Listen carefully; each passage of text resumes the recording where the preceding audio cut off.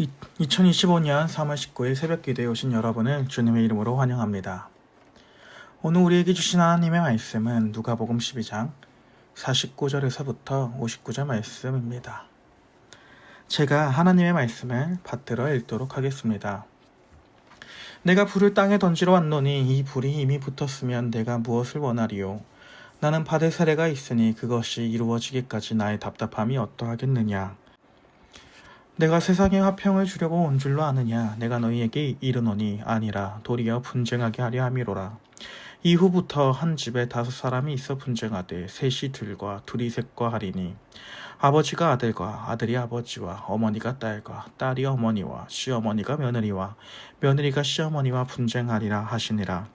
또 우리에게 이르시되 너희가 구름이 서쪽에서 있는 것을 보면 곧 말하기를 소나기가 오리라 하나니 과연 그러하고 남풍이 부는 것을 보면 말하기를 심히 더우리라 하나니 과연 그러하니라.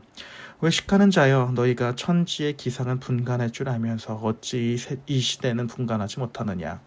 또 어찌하여 옳은 것을 스스로 판단하지 아니하느냐? 내가 너를 고발하는 자와 함께 법관에게 갈 때에 길에서 화해하기를 힘쓰라. 그가 너를 재판장에게 끌어가고 재판장이 너를 옥졸에게 넘겨주어 옥졸이 옥에 가둘까 염려하라. 내게 이르노니 한 푼이라도 남김이 없이 갚지 아니하고서는 결코 거기서 나오지 못하리라 하시니라. 하나님의 말씀입니다. 사랑의 하나님이라고 하면 어느 이미지가 떠오르시나요? 우리는 흔히 사랑을 말할 때 늘 부족한 것까지 덮어주는 그러한 모습, 그러한 사랑의 이미지를 떠올립니다. 물론 사랑은 허다한 것, 부족한 것을 덮어줍니다.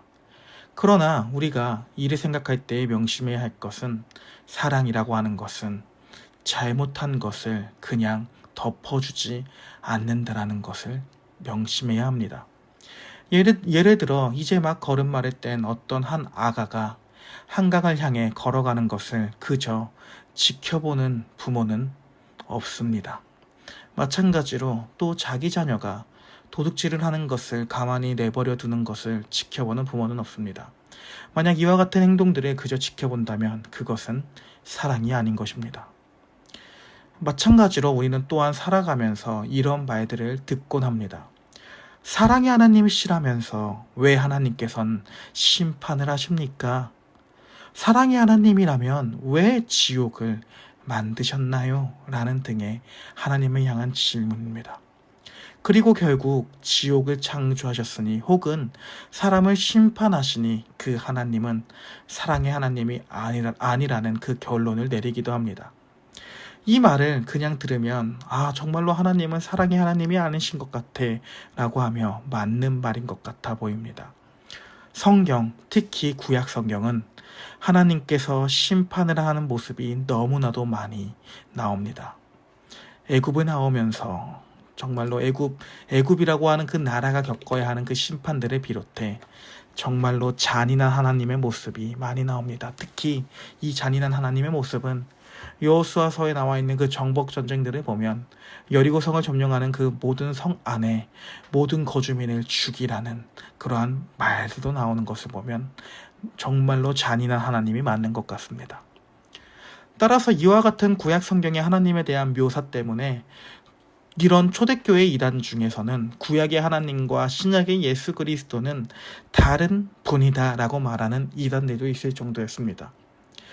하나님은 왜 이렇게 자신의 성경 가운데에 심판을 하는 모습을 담아두셨을까요?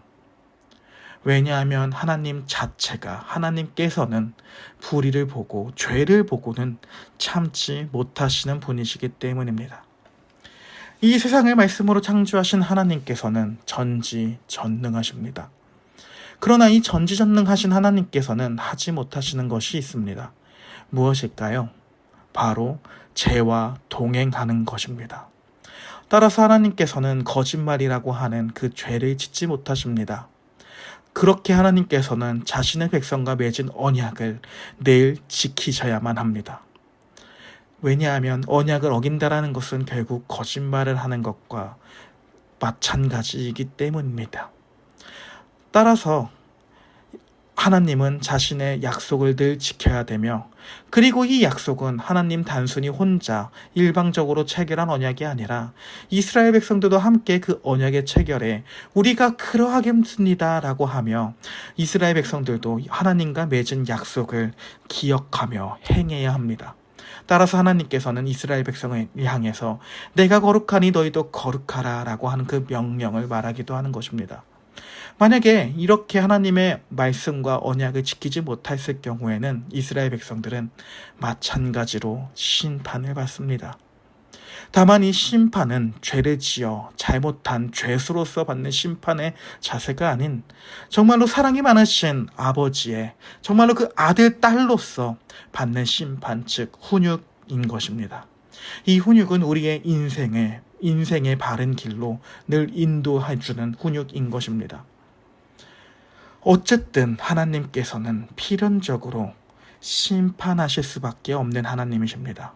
자신의 자녀가 아니면은 그냥 자신의 자녀가 아닌 대로 죄인들을 향해 심판하시는 하나님이시고, 마찬가지로 자기의 자녀들에게는 훈육이라는 이름으로 심판하실 수밖에 없는 하나님이신 것입니다.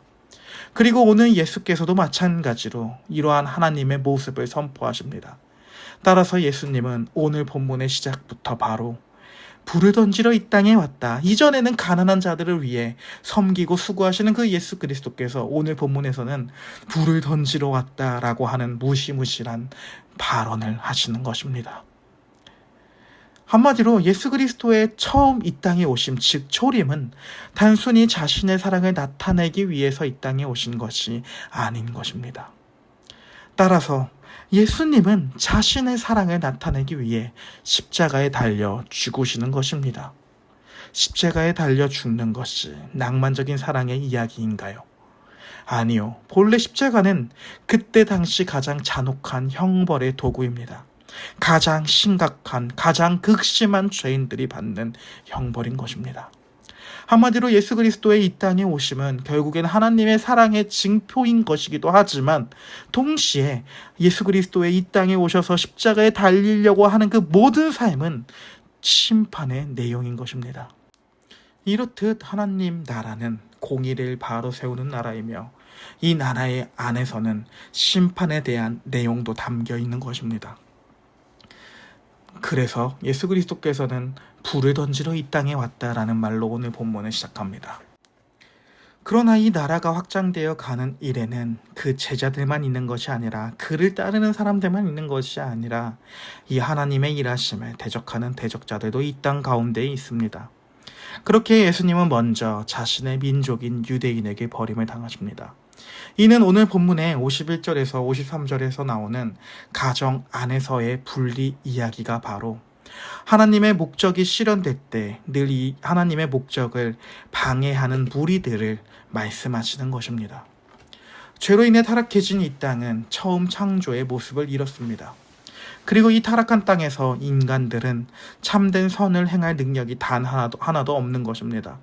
따라서 하나님을 반대하는 무리들은 이 세상이 완성될 그날까지 영원히 있을 예정입니다. 그렇게 이 땅은 계속해서 분쟁이 일어나게 됩니다. 따라서 예수님은 자기의 제자들에게 이 땅 가운데에서 이 시대를 잘 분별하라고, 하나님의 말씀과 하나님의 말씀을 해방하는 것, 그리고 하나님의 그 말씀을 통해서 생각하는 것을 계속해서 잘 분별하라는 그 말씀을 해주시는 것입니다. 이제 우리는 대한민국의 이 땅 가운데에서 장마철이 올 것을 압니다. 왜 우리는 이 장마가 올 거라는 것을 알고 있을까요? 왜냐하면 우리가 매 년마다 여름이 되면 우리는 장마가 오는 것을 경험하기 때문입니다. 이와 같이 예수께서도 자기 제자들을 향해 이 세상이 죄로 인해 심판받고 있는 것을 알아야 한다라고 알려주시는 것입니다. 그리고 이 심판은 여유롭게 느긋하게 진행되는 그런 심판이 아니라 지금도 계속해서 진행되고 있다라는 그 긴급성을 알라고 말합니다. 그 이유는 바로 오늘 본문에서 한 푼이라는 그 말 때문입니다. 당시의 사회에서 한 푼은 가장 낮은 화폐의 단위였습니다. 한마디로 예수께서는 제자들을 향해 비유로 한 푼이라는 그 이야기를 하신 그 이유는 바로 너희들이 가장 얕보는 그 한 푼 때문에라도 노예로 팔려갈 수 있다라고 하는 그러한 긴급성을 강조하시는 것입니다. 사랑하는 여러분, 우리는 이 죄로 일그러진 이 세상 가운데에서 하나님의 제자로 살아갑니다. 그리고 우리는 늘 기억해야 할 것입니다. 바로 사랑의 하나님이라고 하는 그 사랑 안에는 하나님의 공의 또한 함께 뗄래야 뗄 수 없는 관계로 있다라는 것을 말입니다. 그리고 이 공의는 단순히 죄를 보고 덮어주는 그렇게 방종하라고 하는 것이 아닙니다. 죄로 얼그러진 우리의 세상 가운데에서 빛과 소금의 역할을 감당하는 예수 그리스도의 제자들로 살아가는 것을 오늘 본문은 말하고 있는 것입니다. 따라서 우리 또한 이 세대를 분별하며 하나님의 말씀을 기준으로 삼아서 우리의 오늘의 하루의 삶을 살아갈 수 있는 하나님의 제자들이 될 수 있기를 간절히 소망합니다. 함께 기도하도록 하겠습니다. 하나님께서는 진정으로 선밖에 없으신 사랑의 하나님이십니다. 그 사랑의 하나님께서는 죄와 함께하지 못하십니다. 따라서 하나님께서는 죄로 죽어있는 우리를 위해 죄 없으신 예수 그리스도를 십자가에 달려 죽게 하심으로 우리를 죄의 노예에서 해방시켜 주셨습니다. 따라서 우리의 신분이 하나님의 자녀가 되었다라는 것을 기억하면서 이 세상을 하나님의 자녀로서 살아가며 하나님을 즐거워하며 하나님께 영광을 올리는 삶을 살아갈 수 있는 우리들이 될 수 있도록 은혜를 베풀어 주시옵소서. 감사합니다. 예수님의 이름으로 기도합니다. 아멘. 함께 주기도문 하심으로 오늘 새벽 기도를 마치도록 하겠습니다. 하늘에 계신 우리 아버지여, 이름이 거룩히 여김을 받으시오며 나라가 임하시오며 뜻이 하늘에서 이루어진 것 같이 땅에서도 이루어지리이다. 오늘날 우리에게 일용할 양식을 주옵시고 우리가 우리에게 죄 지은 자를 사하여 준 것 같이 우리의 죄를 사하여 주옵시고 우리를 시험에 들게 하지 마옵시고 다만 악에서 구하옵소서. 대개 나라와 권세와 영광이 아버지께 영원히 있사옵나이다. 아멘.